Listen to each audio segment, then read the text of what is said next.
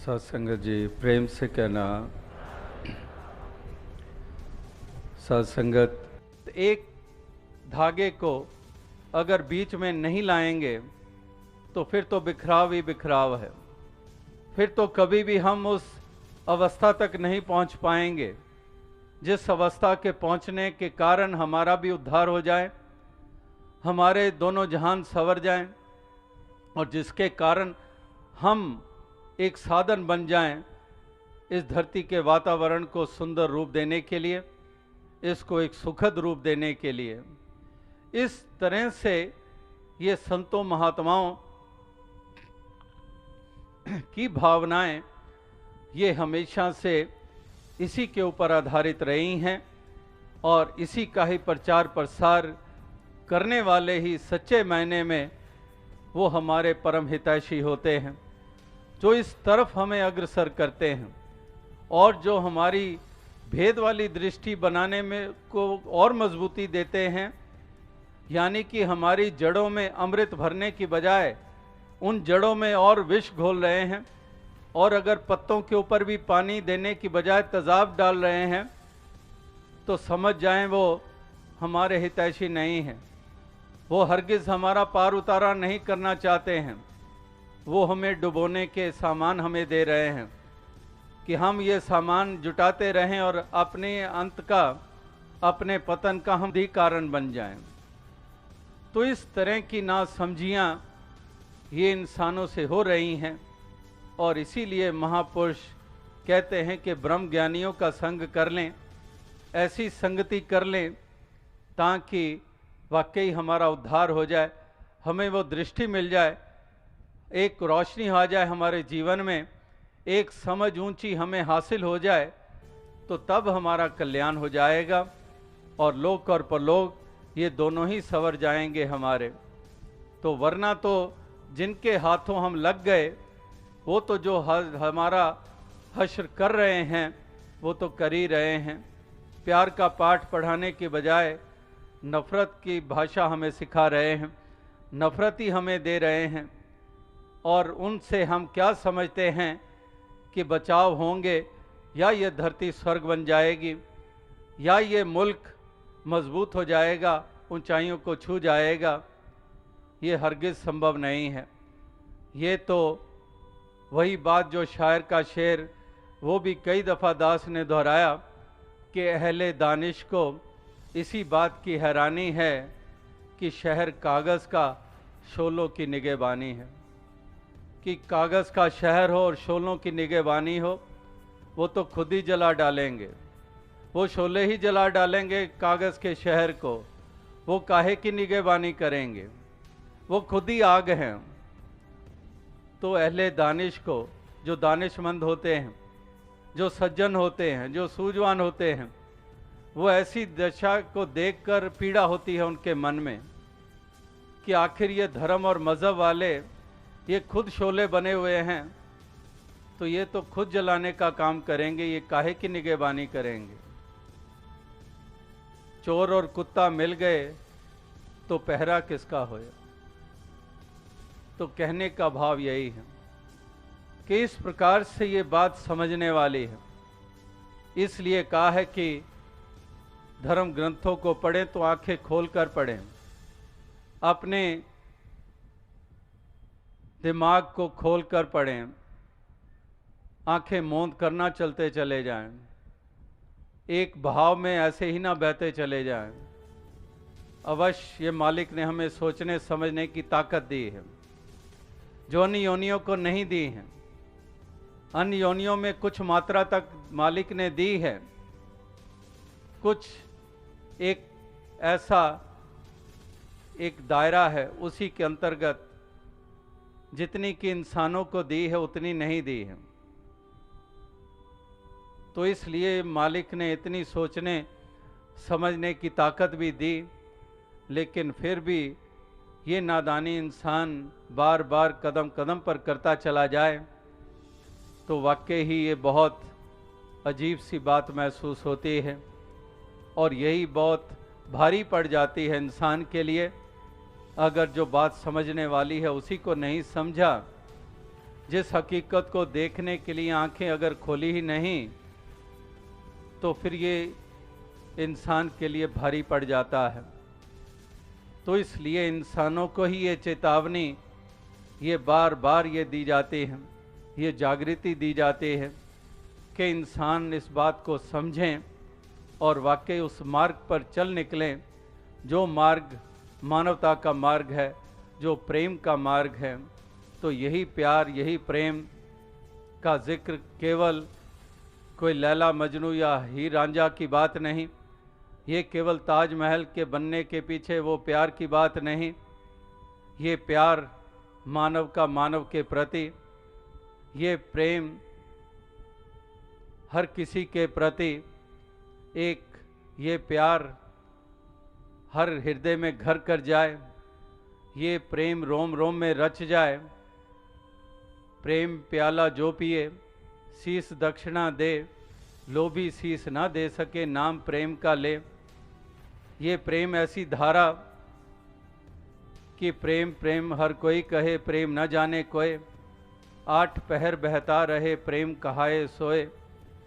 तो इस प्रकार से प्रेम की गंगा बहाते चलो, ये बचपन से हम सुनते आ रहे हैं कि प्रेम की गंगा बहानी है।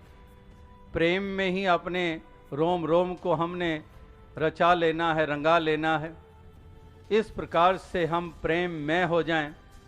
अगर मालिक की अंश हैं तो अगर ये मालिक को ही हम प्रेम में कह रहे हैं कि love is God, if we are saying love is God means that God is full of love, God permeates love, God is the source of love, God is the entity which we by other name which mention it as love, and we being the soul from that very over soul which is love, then why don't we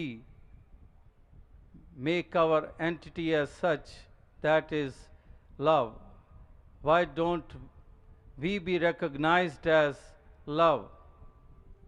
तो इस प्रकार से अगर परमात्मा प्रेम का स्वरूप है तो उसकी अंश क्यों ना प्रेम का स्वरूप बने। तो यही तो गुरु पीर पैगंबरों की देन के इंसानों के आगे से वो पर्दा हटाया, ज्ञानता का वो जो आवरण था वो हटाया और ऊपर ऊपर से जो फजूल का था उसको एक तरफ कर दिया और उसको अपने असली वजूद में ला खड़ा कर दिया, जो कि वाकई ही प्रभु के अंश के रूप में, जो केवल डिवाइन, जैसे अंग्रेजी में वो पंक्तिदास अक्सर कहता है कि we are not human beings having divine experience, but rather we are divine beings having human experience। कि हम ये नहीं है कि हम एक इंसान हैं जो वो कुछ लोग ऐसे जो डिवाइन एक्सपीरियंस ले रहे हैं, rather we are basically divine beings, क्योंकि ये डिविनिटी, ये परमात्मा, ये ओवर सोल की अंश है, हम इसकी अंश है जो डिवाइन है, इसकी अंश हम भी डिवाइन है। लेकिन ये ऊपर अज्ञानता का जो पर्दा है, ये जो आवरण है, इसने ही अंधकार कर दिया। जैसे दास वो मिसाल अक्सर देता है, ये अगर बाहर वैर वास्ते हमें देखने को मिलते हैं, ये शैतानी चालें हमें देखने को मिलती हैं, ये तो इस तरह से हैं जैसे एक कोई बल्ब हो, उसमें लाइट हो, उसमें पावर पहुंच रही हो, लेकिन उसी बल्ब के ऊपर हम काले रंग का कपड़ा लपेट दें। अब काले रंग का कपड़ा लपेट दिया तो बाहर क्या, अंधकार ही अंधकार। इसी मिसाल को, साधारण सी मिसाल है, इसी उदाहरण को ले लें कि वाकई हम अंश आत्मा के रूप में परमात्मा की अंश हैं, which is divine, and we part of being this divine over soul, we the souls are also divine. But this ignorance, the cloth, the black cloth of ignorance, of selfishness, that is wrapped all around. Although we are being divine, but that divinity is not being reflected by our actions, by our behaviors. So that's what has to be done. इस आवरण को हटाने की ज़रूरत है, इस पर्दे को हटाने की ज़रूरत है, और वो जो मूल रूप में जो हमारी जो अस्तित्व है असली, उसको सामने लाने की ज़रूरत है। और जिन संतों महात्माओं का हम जिक्र करते हैं वो वही हैं जो अपने असली रूप में स्थित हो गए थे। वो चाहे कबीर जी, चाहे बुल्ले शाह जी, चाहे वो शबरी, चाहे वो हनुमान जी, चाहे वो कोई भी ऐसे रूप हों, वो वही हैं जो अपने असली रूप में स्थित हो गए थे। वही हैं जिन्होंने इस प्रकार से महक की महक चारों तरफ बिखेरी और आज तक वो महक कायम है। तो आज जीने वालों को भी यही बात समझनी है, इसी बात को पकड़ना है। ये तमाम प्रकार की हील हुज्जतों को एक तरफ करना है, ये तमाम प्रकार की दलीलों को एक तरफ करना है। कल भी दास ने जिक्र किया कि कितने कितने हील हुज्जत करने वाले वो करते आए हैं। गौतम बुद्धा जी के सामने हील हुज्जत करने वाले, तमाम पैगंबरों के सामने हील हुज्जत करने वाले ये रहे हैं, और उसी हील हुज्जत और उसी अहम के कारण उनके हिस्से में क्या आया है, फरिश्ते तक भी ये भूल कर बैठे। जब खुदा ने जब ये इंसान का वजूद बनाया तो ये खाक का पुतला बनाया, और जब फरिश्तों को कहा कि ये मैंने स्वरूप बनाया, इसको सिजदा करो, सब फरिश्तों ने हुक्म बजा लाए वो। लेकिन एक फरिश्ता ऐसा भी था जो ये कहने लगा कि इसको आपने खाक से बनाया और मुझे आतिश से बनाया, और मैं क्यों नतमस्तक हूँ, मैं क्यों सिजदा करूँ। तो वो भी भूल कर बैठा, और उसका नतीजा कि गया इब्लीस मारा, एक सिजदे के ना करने से हज़ारों बरस सिजदे में सर मारा तो क्या मारा। हज़ारों बरस अगर फरिश्ता खुदा के आगे नतमस्तक होता रहा, लेकिन खुदा ने जिसके आगे नतमस्तक होने के लिए कहा उसके आगे नतमस्तक ना हुआ तो वो हज़ारों बरस बेकार चले गए। तो ये हील हुज्जतें ये पैगंबरों के साथ और यहाँ फरिश्ते खुदा के साथ भी कर सकते हैं। ये कितनी बड़ी भूल है।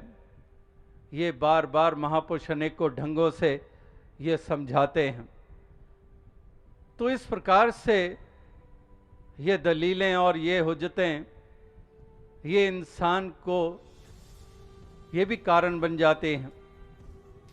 इंसान पिछड़ जाता है, इंसान रह जाता है। तो कोई ना रह जाए, सबका पार उतारा हो जाए, यही महापुरुष संत जन ये सदैव से ये जतन करते आए हैं, ये प्रयास करते आए हैं, ताकि हर इंसान इस बात को समझ जाए और ये उभर जाए उस अवस्था से जो अवस्था एक डुबोने का कारण बनती है।